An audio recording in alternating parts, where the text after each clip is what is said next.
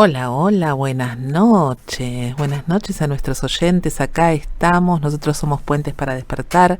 Como cada miércoles le damos la bienvenida a todos los que nos siguen, nos escuchan a través de las redes. Buenas noches, Gustavo. Buenas noches a todos. Buenas noches, Andrea. ¿Cómo están todos? ¿Cómo están? ¿Cómo están? Hoy acá en Buenos Aires, Ituzaingó, con una llovizna que aparece que está queriendo disiparse. Estaba despejando cuando veníamos, aunque había mucho tráfico. Bueno. Siempre que llovió paró. Así dicen. Por lo menos hasta ahora es así, si no, nos van a crecer aletas, nos van a salir braquias. Vamos a encontrar una solución evolutiva si lloviera todos los días. Tal cual. Bueno, les damos la bienvenida a todos. Entonces, como les decíamos, nuestras vías de comunicación a través de nuestro WhatsApp al 11 5494 0028. En las redes nos ubican tanto en Instagram como en Facebook como Puentes para Despertar. También en nuestra página web www.puentesparadespertar.com.ar, y todos los programas ya emitidos, ¿sí? Incluso después lo van a también poder ubicar en nuestro canal de YouTube de Puentes para Despertar. O en cualquiera de los formatos de podcast más difundidos como Apple y Google Podcast, iVoox y Spotify. Así es, qué bueno.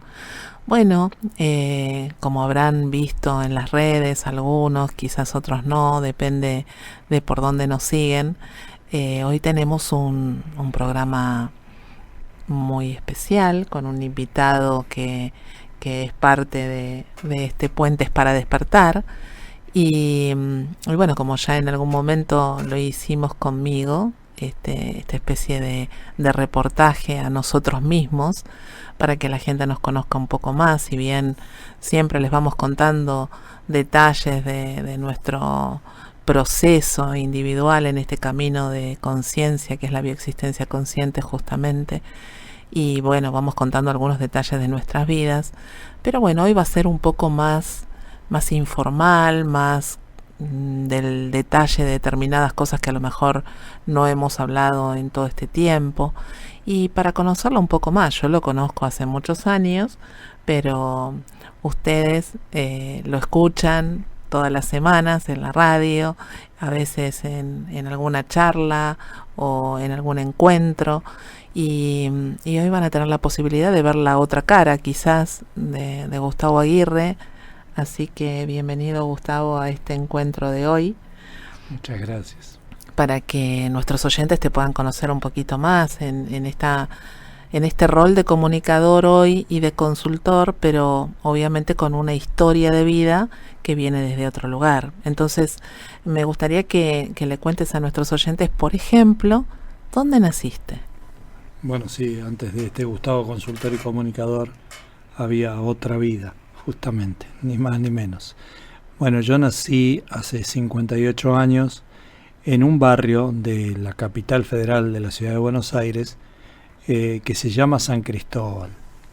Yo nací en un lugar equidistante a lo que hoy se conoce como Plaza 11, a 10 cuadras de Parque Patricios y a 10 cuadras de San Juan y Boedo. Bien, así exactamente como si se cruzaran esas líneas imaginarias. Ahí nací yo. Bueno, vamos a contarle a los oyentes que no son de acá de la Argentina que esto es provincia de Buenos Aires, ¿sí? Lo que es la capital federal, la capital de la provincia. No. Acá estamos en provincia de Buenos Aires, sí. Y la capital federal es la capital capital de la federal, Argentina. La capital de la Argentina. La capital de la provincia de Buenos Aires es La Plata. Bien. Y bueno, ¿y cuántos años viviste en Capital, por ejemplo? Bueno, yo viví en esa casa donde nací hasta los 23 años. Ahí donde yo nací, se separaron mis padres cuando yo tenía menos de un año, 8 meses, y nunca más vi a mi papá. En realidad yo no lo conocía a mi papá físicamente porque uno no tiene recuerdos de ese tiempo, y crecí solo, y cuando pude entrar en este camino, encontrarme con este camino, pude sanar esa relación, y recién después de mucho tiempo pude ir a visitar la casa que era la que fue de mi papá durante 50 años, que queda muy cerca de donde nosotros vivimos ahora con Andrea, Actualmente, sí. pero que yo no podía ir a visitar por razones obvias de bronca, de dolor, y bueno, recién en ese momento, después de tantos años, pude reconciliarme con mi historia, con esa historia paterna. Pero durante muchos años de mi vida, cuando iba a la escuela primaria y cuando iba a la secundaria, cuando me preguntaban por mi papá, yo decía que mi mamá era viuda. ¿Por qué? Bueno, porque sin saber lo que sé ahora, sin conocer lo que conozco de la bioexistencia consciente, en mi inconsciente habitaba que el que abandona, el que no está, el que desaparece, es como una muerte simbólica, y yo lo vivía como una muerte real. Tal cual, ¿viste cuántas cosas hoy tienen respuesta y a lo mejor en aquel momento estábamos inmersos, en este caso con esta historia que estás contando vos, en ese dolor, en ese enojo por el abandono? ¿Y quién te crió? ¿Con quién te criaste, Gustavo? Bueno, a mí me crió básicamente en el rol de mamá mi abuela materna, mi abuela Natalia. Para mí mi abuela Natalia fue mi mamá. Y mi mamá hacía el rol de proveedor, llegó a tener 3 trabajos, habitualmente a lo largo de toda mi vida siempre tuvo 2, y la veía muy poco, la veía poquito, inclusive la veía poco los fines de semana. Así que mi mamá siempre trabajó en publicidad, trabajó mucho en canales de televisión, trabajó en agencias de publicidad, y era la que diagramaba las pautas publicitarias, las que organizaba los espacios de publicidad para cada uno de los clientes. Y después fue profesora muchos años en la universidad, justamente en la carrera de publicidad. Y mi abuela fue la que me crió, la que me atendía como si fuera una madre, me esperaba con la comida, me levantaba a la mañana, etcétera, La abuela etcétera. materna. La abuela materna, la mamá de mi mamá. Así es. Mi mamá Beatriz, mi abuela Natalia. Bien, entonces vivías con la abuela y con mamá, que trabajaba mucho, estaba poco en casa, y venía tarde mamá a casa. Muy tarde. Mi mamá arrancaba no muy temprano a la mañana, quizás a las 9, las 10. Iba una jornada de trabajo normal hasta de las 10 a las 17, y a las 17 arrancaba, a las 18 arrancaba en la facultad, no volvía a casa, y volvía alrededor de las 11 de la noche, 11 y media. Yo ya estaba durmiendo. Yo iba al colegio, al principio hasta 3er grado fui a doble escolaridad, mañana y tarde. Después me cambié de colegio y fui al colegio durante mucho tiempo a la mañana, o sea, el turno de mañana, que arrancaba a las 8 de la mañana y terminaba a la 1. Por ende, a las 8 de la mañana mi mamá recién se levantaba, la veía un ratito. Y ¿Te llevaba al colegio, por ejemplo? No. Yo al colegio iba a un colegio a 10 cuadras de mi casa, y yo viajé acompañado, o sea que me llevaba alguien al colegio en 1er y 2º grado. ¿Y quién te llevaba? Me llevaba una camioneta, un celador que también repartía chicos al colegio. Pero a partir de 3er grado yo lo hacía en subte, en subterráneo, para otros países se llama metro. Uh-huh. Y siempre viajé en metro desde 3er grado. Después me iba caminando a la escuela, porque cambié de escuela. Fui a una escuela normal de profesores, muy conocida acá en Buenos Aires, creada por Sarmiento, una escuela centenaria. Y eso, de 4º hasta 7º grado hice en esa escuela toda mi primaria. Después Bien. fui a un colegio técnico industrial en un barrio de Buenos Aires que se llama Caballito, y ahí me recibí de electrotécnico, de técnico electricista. Bien. Carrera muy afín a los que tenemos que reparar historias de padres. De padres, con el tema de lo que es la energía, ¿no? Que ya lo hemos hablado en muchos programas. Bien. Y cuando te recibís ahí, terminas la secundaria, ¿cómo sigue la historia, cómo sigue la vida? Bueno, mi mamá quería que yo estudiara la facultad. A mí nunca me gustó estudiar, tampoco me gustó mucho trabajar, eso, la verdad que eso es verdad. Y me tomé lo que sería un año sabático, obviamente que empecé a trabajar un año antes de terminar la secundaria. Yo el último año lo hice de noche, y mi primer trabajo fue en una fábrica, en una importadora de máquinas de juegos, de videojuegos, pero de videojuegos grandes como los flippers o los arcades. Nosotros los armábamos y teníamos concesiones, los dábamos en concesión a algunos locales donde estábamos un tanto por ciento, ¿no? Cobrábamos un tanto por ciento por poner las máquinas y ellos un tanto por ciento por poner el local. ¿Y por qué decidiste empezar a trabajar antes de terminar la secundaria? ¿Había una necesidad económica para hacerlo? No, había una necesidad mía de ser independiente económicamente. ¿Por qué? Porque sí, porque a mí siempre me gustó y porque siempre me gustó tener mi dinero, fundamentalmente porque era muy salidor. Acá diríamos... Ahí quería llegar. Acá diría poco volvedor. Poco volvedor, pero, era muy salidor. Pero me gustaba mucho bailar, el baile fue mi pasión siempre. Y recuerdo que en aquellas épocas yo empecé a ir a bailar a la noche solo a los 14 años y en las épocas de 17, 18 años yo salía jueves, viernes, sábado, domingo y era un presupuesto, entonces había que obtener recursos para esas salidas. Fui tarjetero en boliches, me la rebusqué para entrar gratis a diferentes lugares y obviamente en algún momento empecé a necesitar recursos y esos recursos vinieron de un trabajo. En principio trabajé ahí, después al otro año entré en una fábrica de máquinas de café de bares, de máquinas de café express.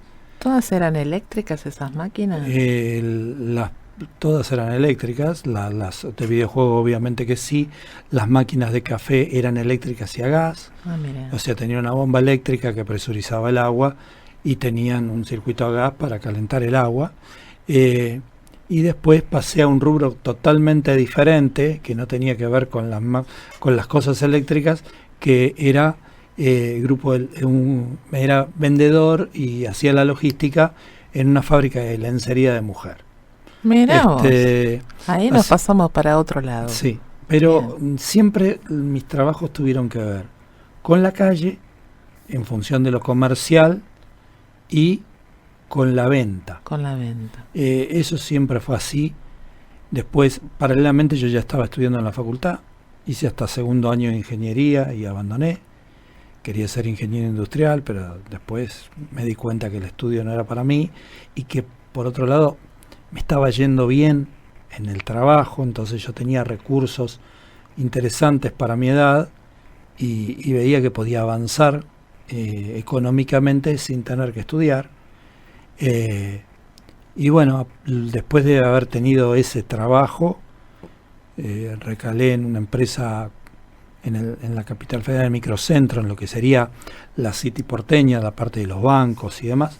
Tuve poquito tiempo ahí y ya a partir de ahí empecé mi etapa de 7 años, 8, como taxista Bien, pero hagamos en Buenos Aires, ¿no? Un parate acá. A todo esto, Gustavo, que le gustaba mucho salir, que estaba siendo independiente, que estaba consiguiendo ese dinero, que había terminado la secundaria y había empezado la facultad. Beatriz estaba contenta con ese rol. Digamos que la palabra sería acostumbrada. Acostumbrada. Le costó acostumbrarse. Bien. Especialmente cuando yo era más chico, a los 14, 15, lo vivía con mucha tensión. Aparte yo me tomaba algunas licencias, fui un tanto entre travieso y transgresor, ¿no? Entonces, claro, yo porque conozco algunas historias, entonces... yo tenía algunas travesuras, le había hecho un duplicado de llave del auto a mi mamá y le sacaba el auto sin registro y andaba por la calle. Un transgresor, va. Miren ustedes qué ejemplo, ¿no? Bueno, acá tuve una vida. Obvio. De ahí vengo. Todo eso que viví me sirvió para estar hoy acá. Exacto, y hablando de esto. Totalmente. Y bueno, después de todo ese tiempo, siempre paralelamente, siempre estuve, o casi siempre estuve en pareja. Me puse de novio por primera vez a los 15, tuve una relación de un año, después me volví a poner de novio a los 18, tuve una relación de 7 años, y en esa relación no fui muy fiel. Y después ya empecé con mi etapa de taxista, empecé a avanzar rápidamente, tuve 2 autos, puse choferes y paralelamente me puse con unos socios un espacio que podíamos llamar una agencia de venta de autos. Entonces trabajaba a la mañana vendiendo autos y a la noche trabajaba de taxista. Así hasta más o menos. ¿Y cuándo dormías? No, dormía, no era... ¿A vos que te gusta dormir? Dormía porque no trabajaba mucho de taxista, Sí. te arrancaba a las 6 de la tarde y hasta las 2 de la mañana, y a las 2 de la mañana por lo general me iba a dormir o no me iba con mis compañeros a algún lugar, a algún boliche a tomar un café, y terminaba a las 6 y dormía de las 6 a las 2 de la tarde, 3 de la tarde, cuando iba un rato a la agencia y después empezaba a trabajar. Pero en general no era una vida muy sacrificada. No era una vida, y me permitía tener dinero todos los días, efectivo, hasta que me empezó a ir mal, ¿no? Hasta que me empezó a ir mal. ¿Cómo es eso que te empezó a ir mal? Y me empezó a ir mal porque tenía algunos choferes que chocaron rápidamente los autos y muy seguido. Entonces tuve que parar uno de los autos y no tenía plata para arreglarlo. Ya era como el final de la etapa. Yo ya estaba cansado de ese trabajo. Sentía que avanzaba hasta un determinado lugar y no podía. ¿Acá ya habías dejado la facultad? Sí. La facultad ya la había dejado hacía tiempo. Estamos hablando de alrededor de mis 27, 28 años.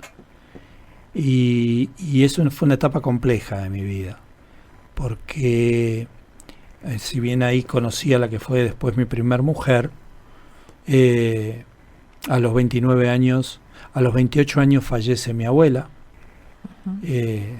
Mi abuela era grande y venía de un prolongado periodo de enfermedades de hacía muchos años, y la verdad que sufrió mucho para irse.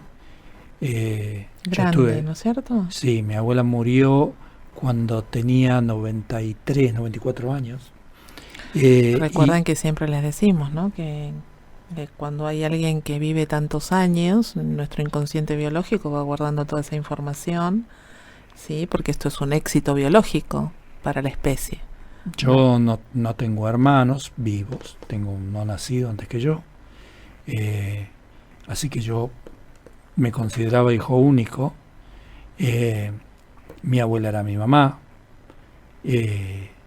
Antes de mi abuela habían muerto mis 2 tías abuelas. Nosotros nos habíamos mudado a mis 23 años a una casa más grande donde convivíamos con las 2 hermanas de mi abuela y mi mamá, justamente pensando en que esas señoras que ya eran muy grandes iban a necesitar atención de nuestra parte, y así fue. Esas tías que vivían con ustedes no tenían familia. Eran solteras. Y bueno, se fueron muriendo en todo este tiempo. O sea, entre mis 26 y mis 28 años se murieron las 3. Y cuando yo cumplí 29, sorpresivamente, cuando ya estábamos más libres y más sueltos con mi mamá, falleció mi mamá. Falleció mi mamá de un paro cardíaco. Para mí fue inesperado, y para mí fue un golpe muy duro. Ahora estoy al doble de la edad de ese ciclo, digamos, y la verdad que la pasé mal. Perdí muchísimo dinero que me había dejado mi mamá, sin darme cuenta en dónde ni en qué. Tuve la suerte de tener a mi pareja en ese momento que me apoyó mucho, que me acompañó. De hecho, yo al otro día que muere mi mamá, yo me fui a vivir a la casa de la que fue mi suegra. Y después, al al año me casé.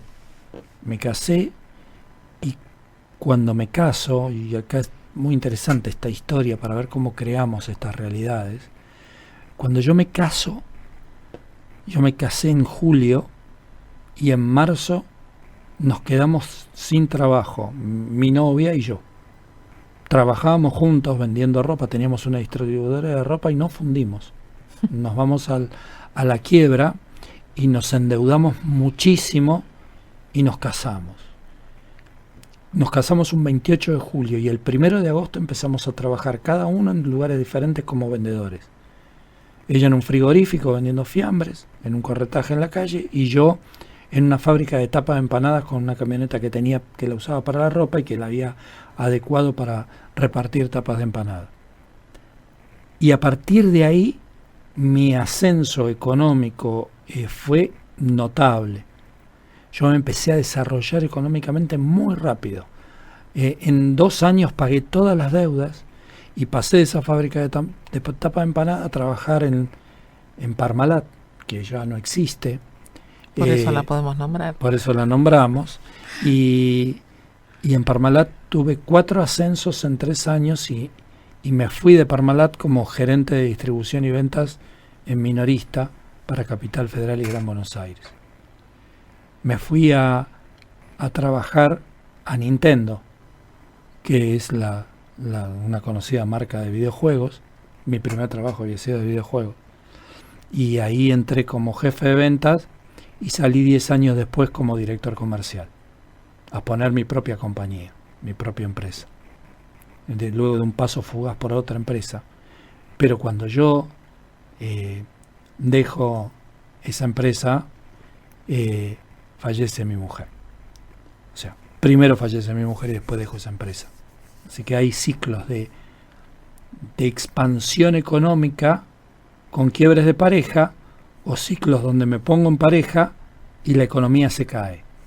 Eso venía pasando en ese ejercicio que sin darme cuenta. Bien. Algo muy interesante que pasó, que es el tema que tiene que ver con mi infertilidad, ¿no? En el año, yo me caso en el 93 y le digo a la que fue mi mujer en aquel momento, a Mirta, digo, mira, yo quiero que nosotros disfrutemos de la vida en pareja, ya llevábamos 4 años de novios, ¿no? Entonces quiero que disfrutemos de la vida en pareja, que nos permitamos viajar, que no tengamos un hijo tan pronto. Ella quería tener hijos. Yo le digo, mira, en este momento no quiero, esperemos un poco. Teníamos la misma edad. Pasaron unos 4 años y cuando decidimos tener hijos, da la circunstancia de que no podía quedar embarazada. Entonces empezamos a ver por qué. Se hace un estudio ella y descubre que tiene las trompas tapadas y se hace 2 histerosalpingografía, que son unas especies de catéter que se pasan por las trompas para destapar las trompas, y yo paralelamente me hago un espermograma justo cuando ella hace ese estudio, que me da perfecto. Cuando ella destapa las trompas, tampoco podía quedar embarazada, me vuelvo a hacer un espermograma que me da horrible, pésimo, no tenía cantidad y volumen de espermatozoide para poder dejarla embarazada. Entonces empezamos qué perfecto, ¿no? Todo este devenir de cosas como para hacerlo. Vamos a un lugar donde en aquel momento los tratamientos de fertilidad eran carísimos y no los cubrían las obras sociales. Y hacemos 2 inseminaciones artificiales. No queda embarazada. Y después hacemos 5 in vitros. Hacemos un implante de 3 y un implante de 2. Y tampoco son efectivos. Entonces, ya un poco derrotados, dijimos, bueno, no será naturalmente, pero queremos tener un hijo. Así que nos anotamos en un juzgado para adoptar. Me acuerdo que nos anotamos en un juzgado, nosotros vivíamos en zona sur de Gran Buenos Aires, en el juzgado de Loma de Zamora. Y el juez, la secretaria del juez nos dijo, bueno, hay una lista de espera, así que van a tener que esperar 8 años para que ustedes puedan tener un hijo aproximadamente. En ese momento nosotros andábamos por los 39, 40 años aproximadamente. Y como estábamos muy acostumbrados a viajar, porque habíamos viajado durante muchos años por el tema de la ropa y andábamos con la venta de ropa por muchas partes del país, empezamos a viajar para ver si teníamos la posibilidad de que en alguna provincia pudiéramos acelerar los tiempos. Viajamos a Misiones, viajamos a Formosa, nos encontramos con un mundo que no queríamos, nos ofrecieron muchas alternativas para poder adoptar de manera poco tradicional. Exactamente. Inclusive Mirta trabajaba en un hospital y esas posibilidades también le llegaban, y nosotros siempre pensamos que no era una opción para nosotros, porque después íbamos a tener que decírselo a nuestro hijo y cómo decirle, ¿no? Que habíamos hecho una adopción no de una manera tradicional, no de una manera coherente. Quizás un poco afectados por el programa también, ¿no? Eso hacía que dilatar la situación también. Lo que quería resaltar, ¿no?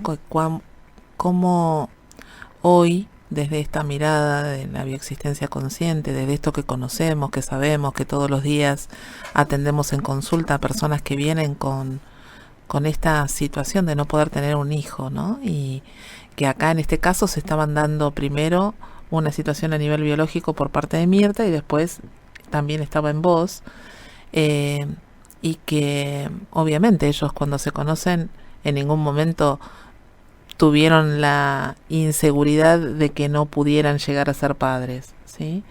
Y sin embargo, desde el inconsciente biológico era perfecto que se encontraran y que estuvieran juntos, más allá de que, esto lo ha dicho él muchas veces, tanto Mirta como yo, que somos sus parejas o sus mujeres, estamos representando a su papá, ¿no? Con esto que él contaba desde un principio de tener que sanar esa relación con papá. Exactamente, porque Mirta cumplía los años el 18 de septiembre, mi papá es del 18 de junio, o sea que la fecha de concepción de mi papá era el cumpleaños de Mirta, y Andrea cumple los años el 19 de marzo, mi papá es del 18 de junio, o sea que la fecha de concepción de Andrea es el cumpleaños de mi papá.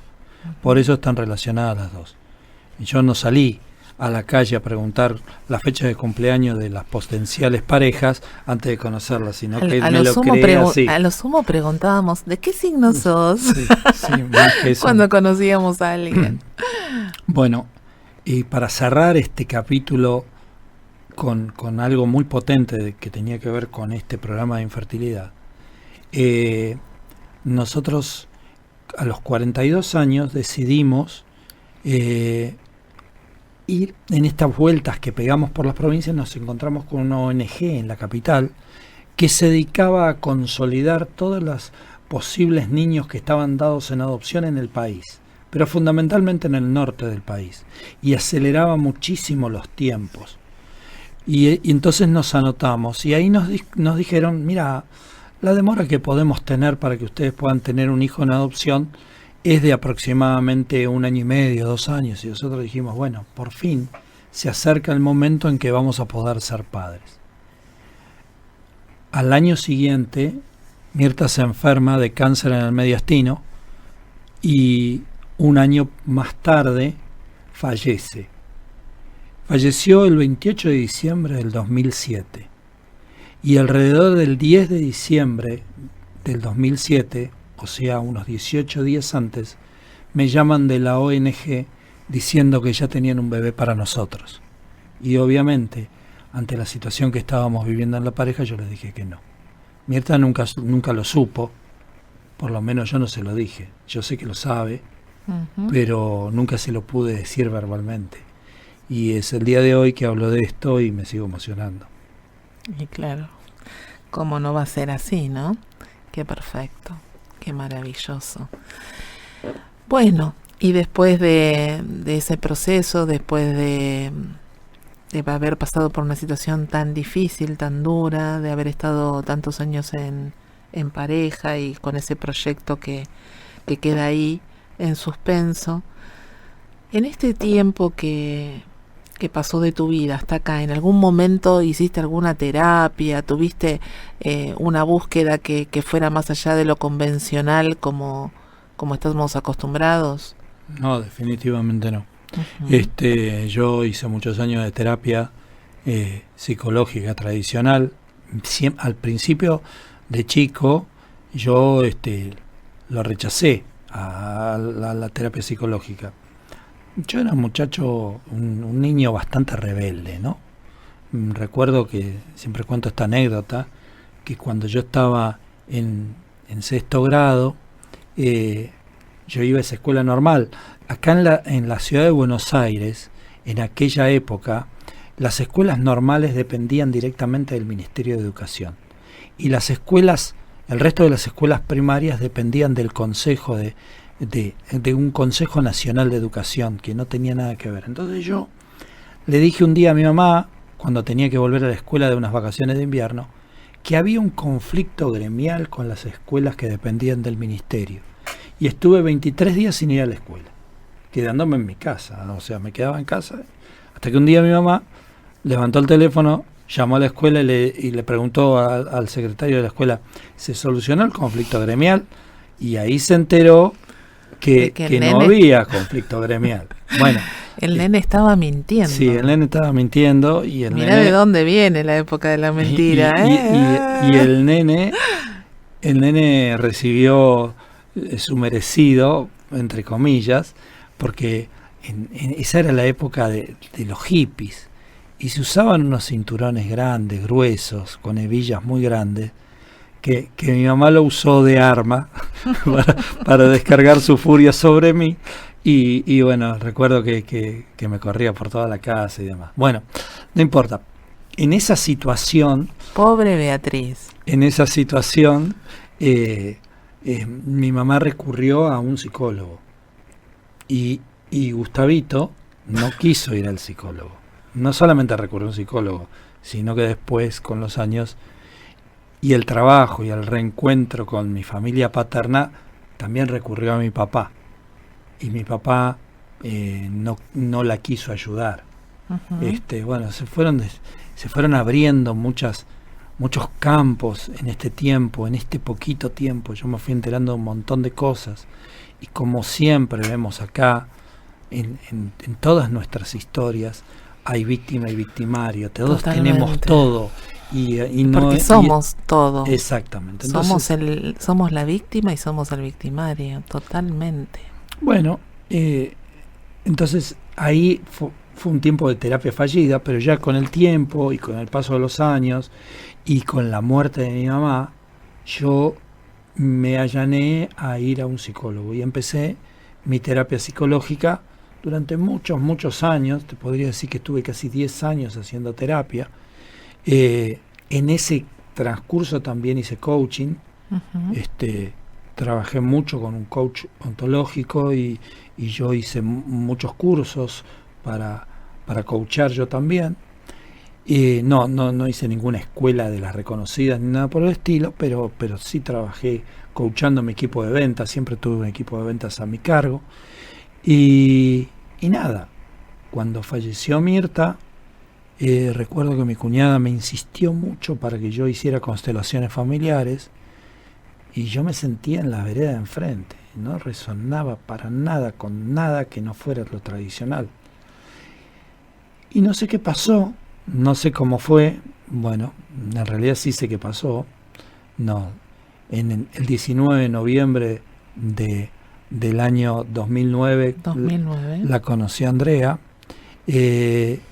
y fuimos desarrollando esta relación y después de conocernos, alrededor de 2 o 3 años después, nos vimos envueltos en una situación por un síntoma y, y empezamos un camino de descubrimiento que pasó, como contó Andrea en su charla, pasó por las constelaciones familiares, pasó por una escuela de Reiki y radiestesia Una escuela y holística. metal healing y un montón de cosas alternativas, hasta que Primero descubrimos a Corbera y después descubrimos a Pablo, o paralelamente lo descubrimos a Pablo, y en realidad yo siempre atrás de Andrea, que era más buscadora, y yo iba ahí haciéndole el aguante, y acá me tienen tan prendido y tan resonando tanto con esto en este momento. En el medio pasaron muchas cosas. Una anécdota bastante graciosa fue la primera vez que fui a constelar. Andrea me insistía, vamos a constelar acá en Parque Leluar, Claro, que es donde porque vivimos encima nosotros. yo me acuerdo que entro al Facebook y me aparece una invitación a una constelación que se hacía a 7 cuadras de casa. O sea, era para nosotros. Acá está, mira, si quieres probar, acá lo tienen cerquita. No podés decir que no. Era un sábado, no teníamos ningún compromiso, no teníamos nada que hacer. Era la oportunidad. Sí, y yo medio como, así como van los chicos medio pateando, refunfuñando, digo, bueno, vamos, ¿qué va a ser? O sea, en algún momento tenemos que ir, me insistieron tanto, a ver de qué se trata esto. Y aparte vamos a contarle también a nuestros oyentes que en este conocernos, también yo me fui integrando un poco a la familia de Mirta. De hecho, nos visitamos con Marta, que es su hermana, con los primos, con los amigos. O sea, ellos me abrieron su corazón y su espacio y me integraron como una parte más de la familia y de ellos mismos, porque bueno, justamente por el cariño que le tenían a Gustavo y porque aceptaban y estaban de acuerdo con que él siguiera con una relación y con una vida, ¿no es cierto? Bueno, es nuestra creación, pero básicamente yo estaba solo, absolutamente solo, sin ningún miembro del árbol. La rama paterna no existía y la rama materna había fallecido, había pasado de plano toda. Entonces a mí lo único que me quedaba como familia era la familia de Mirta. Y yo la vivía como tal, y mis primos políticos y mi cuñada sabían de esa situación, y la verdad es que yo me he creado una familia política, una primer familia política como la segunda que tengo ahora, donde siempre me han contenido, donde me han hecho sentir como familia de sangre, y para mí es maravilloso que haya podido reparar tanto abandono con tanto reconocimiento familiar después. Pero bueno, iba a contar algo que me olvidé. Te olvidaste. Bueno, que empezamos este camino y que ibas a contar una anécdota de la primera vez que fuiste a constelar. Resulta que voy a constelar, no sabiendo absolutamente para nada de qué se trataba, y me encuentro en esa constelación con un grupo que creo que éramos 6, yo era el único hombre, cosa muy común en la historia de mi vida, y se presta para constelar. Recuerdo una señora mayor, esa constelación tenía un formato que a mí me parecía, después de ir mucho a constelar, me pareció muy, muy interesante, muy aplicable. No se ventilaba lo que se iba a constelar al grupo, sino que se le decía en secreto a la consteladora, y después, los que no han, es difícil contar una constelación en radio, pero el que va a constelar es un grupo de personas. Hay una persona que constela un tema determinado y elige para que la represente a una de las personas que va a constelar. A otro puede elegir a otro representante de la familia que esté involucrado en la situación, o puede elegir a una persona que represente el conflicto. Bueno, a mí me eligió esta señora para representar a su marido. Me acuerdo. Y yo me paré ahí y la miré a la consteladora y le dije, estoy cansado. Tengo ganas de acostarme. Y la consteladora me miró y dijo, acostate. Vos hacés lo que sientas. Hacé lo que sientas. Y yo me acosté. Yo soy de dormir fácil, Me acosté, no me dormí, pero casi estuve como en un estado de vegetativo. Dormitando. Un estado vegetativo hubiera sido muy simbólico para lo que estaba constelando, que yo no sabía qué era. Y estuve toda la constelación dormida. Toda la constelación dormida. En el momento que me acosté, en el momento que me acosté ahí en el suelo, la señora que estaba constelando se puso a llorar. Sí, no paraba. Y pobre. yo no entendía nada. Yo tampoco. No entendíamos nada. Pero yo, que estaba ahí acostado, primero no entendía por qué hacía ahí. Segundo, no sabía qué hacía acostado. Y tercero, no entendía por qué sentía eso. Uh-huh. Bueno, cuando terminó la constelación, la señora explica que estaba constelando la relación con su marido, que se había intentado suicidar y que estaba deprimido en una cama, herido y deprimido en una cama, a punto de morirse. Y yo representaba a ese hombre. Y yo dije, wow, esto es un flash. Yo sentí todo eso, sentí ese desgano, esa pesadez, esto es en serio, acá hay algo más. No es solamente lo que yo hago de ir a un psicólogo o de ir a un médico. Acá hay algo que siempre creí que estaba, pero que nunca me imaginé que era tanto.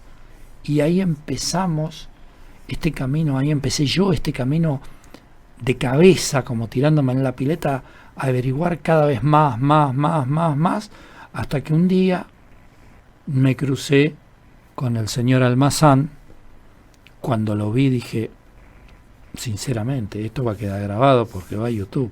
Dije, este chabón está loco, pero me encantó, ¿no? Entonces, digo, empecé a sentirlo, empecé a escucharlo, y cuando lo vi personalmente en las jornadas que eran presenciales, que eran de 3 días, lo miré y digo, acá están todas las respuestas a mis preguntas.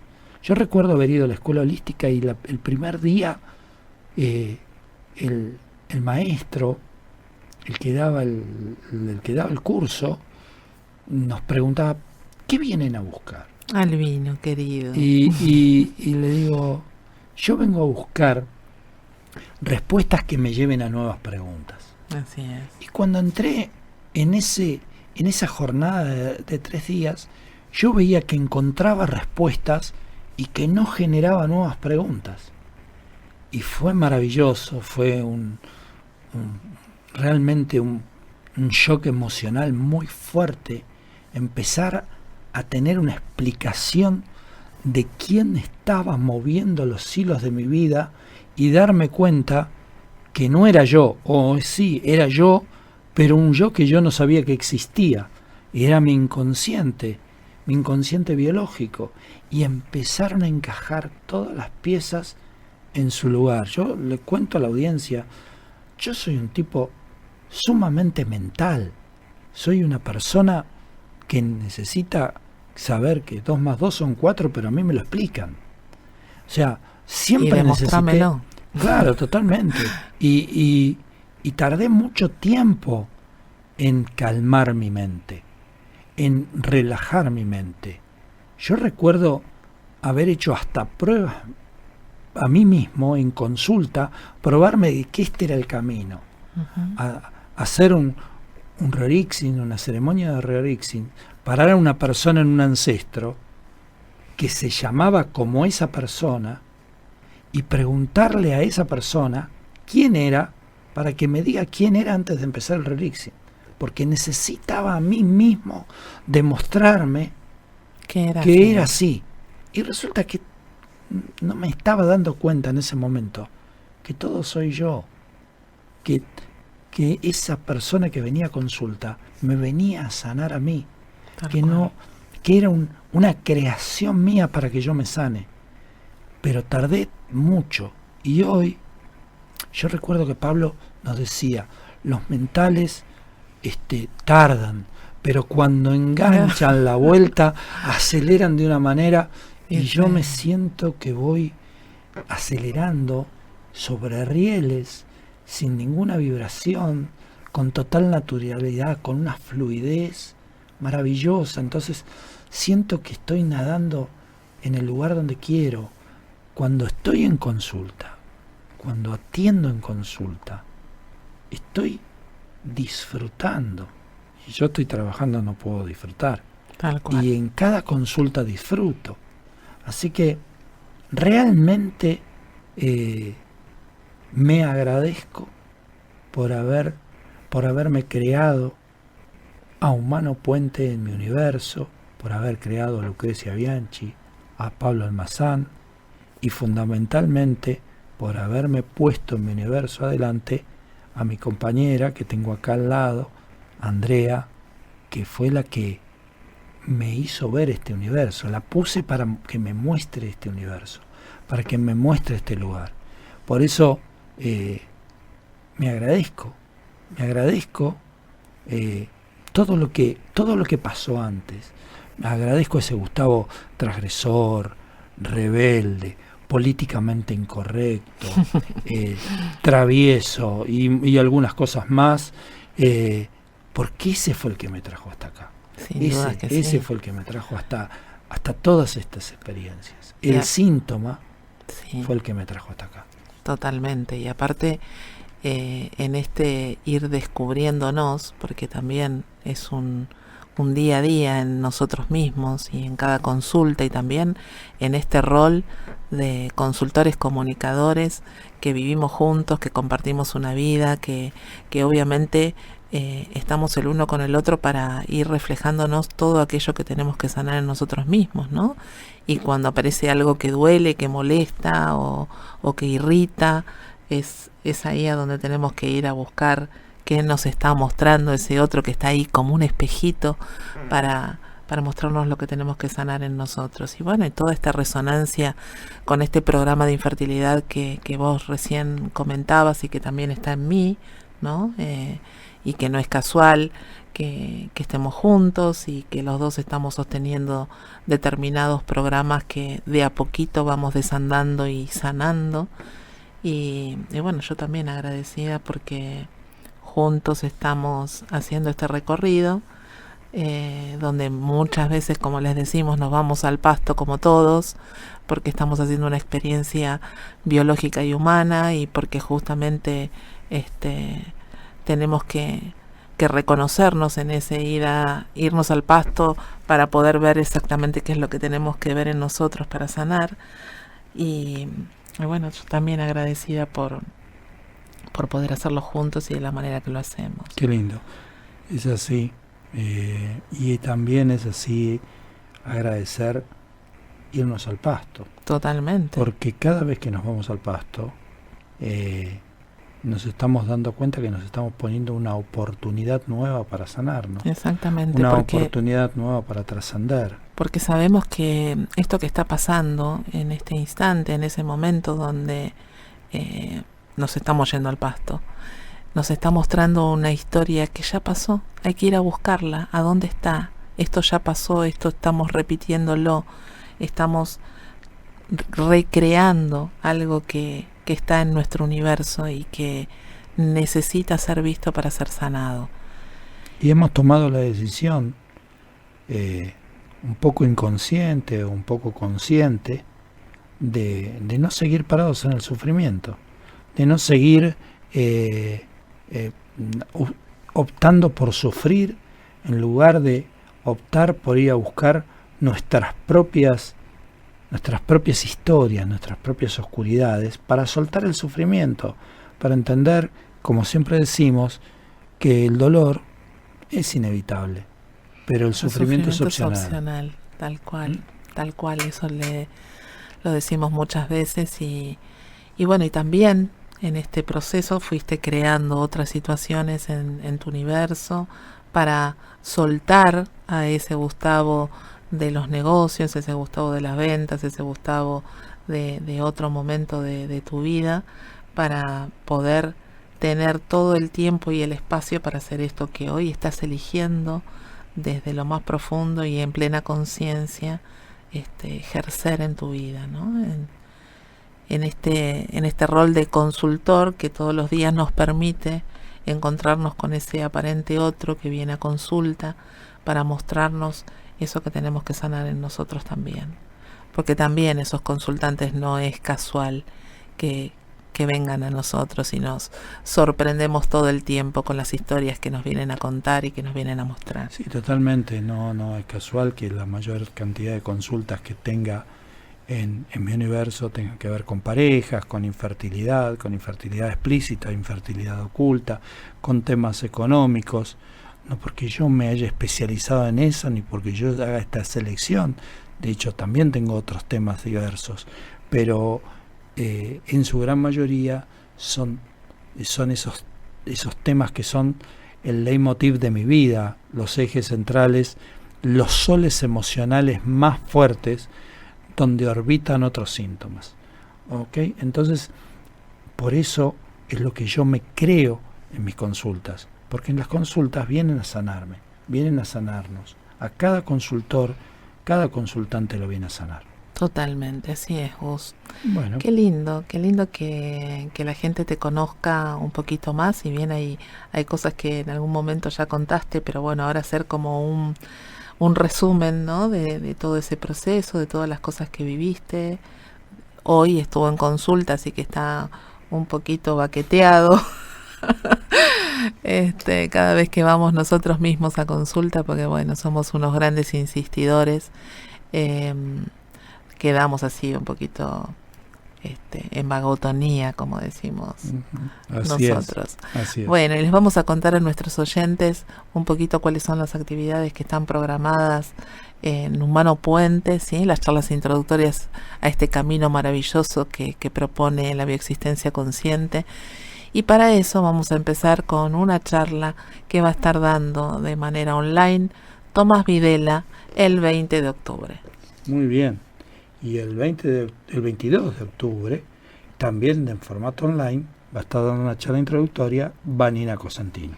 Bien, el 22 de octubre también en formato online, Daniela Prieto. Muy bien. Y el 22 de octubre, también en formato online, compartiendo fecha, parece que el 22 tenemos muchas charlas. Es viernes. Va a estar dando esa charla Cristina Magro. Muy bien. Y en Necochea, de manera presencial, va a estar dando una charla introductoria al Camino Humano Puente Jorgelina Roberts. El 23 de octubre va a estar dando una charla de manera online mi compañera de camino, mi amor, Andrea Salud. Ah, mira, soy la única que da el charla 23, sábado 23 de octubre. Muy bien. Bueno, vamos a estar juntos ahí, así que los esperamos a los que quieran saber de este camino, los que quieran ser consultores. Bueno, saben que a partir de una charla introductoria, el próximo paso, que son las jornadas online, los tienen a un 50% de descuento. Así es, y seguimos con otra charla presencial el 29 de octubre en Puerto Madero, que va a estar dando Jorgelina Roberts. El 30 de octubre, de manera presencial, en Recoleta, que es un barrio acá de la ciudad de Buenos Aires, muy céntrico, va a estar dando su charla introductoria Federica Vilanova. Bien, Fede. El 1 de noviembre, en formato online, Karina Sánchez. El 5 de noviembre, en Benavides, en la zona norte del Gran Buenos Aires, va a estar dando su charla introductoria María Rita Raimundo. Y el 6 de noviembre, también presencial, en San Antonio de Areco, Rita Raimundo. Muy bien. El 6 de noviembre, en formato online, va a estar nuestra amiga entrañable, Anita Rodríguez, ahí están, dando su charla introductoria. Escuchándonos, ahora los vamos a saludar, que tengo un montón de mensajitos, ahora vamos con ustedes. El 13 de noviembre, en formato presencial en Yerba Buena, Tucumán, Agustina Mariona. Muy bien, Agustina, ya vamos para allá, Sí, ya vamos a estar después, por ahí. Pero vamos a estar por ahí. El 13 de noviembre en Saavedra, capital federal, en la zona norte de la ciudad, va a estar dando su charla introductoria Magali González. Hoy Maga también está por ahí mandando saluditos. En formato online el 13 de noviembre va a estar dando su charla introductoria Doriana Minicelli. Muy bien, el 19 de noviembre en formato online va a estar dando su charla introductoria mi consultor, Adrián Leiva. Bien, Adri. El 20 de noviembre en formato presencial en Recoleta, Federica Vilanova. Y el 25 de noviembre, en formato online, va a estar dando su charla introductoria Nidia Sabatella. Muy bien. Bueno, vamos a dejar ahí por el momento. Hay un montón de charlas, las pueden ubicar en la página www.humanopuente.com.ar, en una solapita que dice actividades en vivo online. cómo iniciar el camino, es el primer paso, ¿sí? Y ahí tienen todas las charlas con el comunicador que resuenen, y si tienen ganas de hacerlo de manera online o presencial, bueno, también hay muchas opciones. Recuerden también que Pablo Almazán y Lucrecia Bianchi van a inaugurar estas conferencias online abiertas a todo el público. En este caso va a ser el 2 de noviembre de 9 a 17 horas y vamos a hablar ahí en esa charla de SIBO, de este síndrome, de este incremento de bacterias en el intestino delgado tan común para estos tiempos. Vamos a hablar seguramente de todas las afecciones de intestino delgado y de SIBO en particular en esta charla, en esta conferencia online. Y también recuerden que justo esta semana, en el día de ayer, se confirmó que el 28 de febrero, del 28 de febrero al 4 de marzo, va a estar dando su primera charla, su primera apertura en inglés, en Los Ángeles, California. Va a estar Pablo Almazán y Lucrecia Bianchi dando la primera apertura en English. Como verán, no existen las fronteras. Humano Puente está en plena expansión en todos los formatos, y ahora también en inglés, y también están traduciendo los libros, ¿sí? Así que es maravilloso todo lo que está ocurriendo en este universo de Humano Puente. Bueno, y vamos con los saludos y nuestros oyentes que siempre se comunican a través de la página de la radio: Beatriz Luques, Alicia Yúñez, Sarita Fernández, Isabel Ortiz, Silvia Mierta, Piegari. Gracias a todos por estar ahí acompañando cada semana, y también nuestros amigos y colegas como Magalí González, Anita Rodríguez, Juan Manuel Coronel, Candelaria Bru, Carolina Albornoz también. Pablo Lofreda te deja un cariño muy grande, te está escuchando, y bueno, no te voy a decir todo lo que dice de vos. También tenemos saludos. Hay cosas de que no se pueden decir. No, hay cosas que no podemos decir, tal cual. De María Clara, de Claudia, Cristian, Marga Río también nos está saludando y nos manda muchos cariños. Bueno, gracias a todos por estar ahí, por acompañarnos cada semana, por seguirnos en las redes, por los mensajitos que nos mandan. Realmente estamos muy honrados y muy agradecidos por todo el cariño que recibimos, por todo el reconocimiento, y fundamentalmente porque sabemos que también estamos creando ese universo tan generoso y tan maravilloso en nuestras vidas. Así sí, que les agradecemos a todos.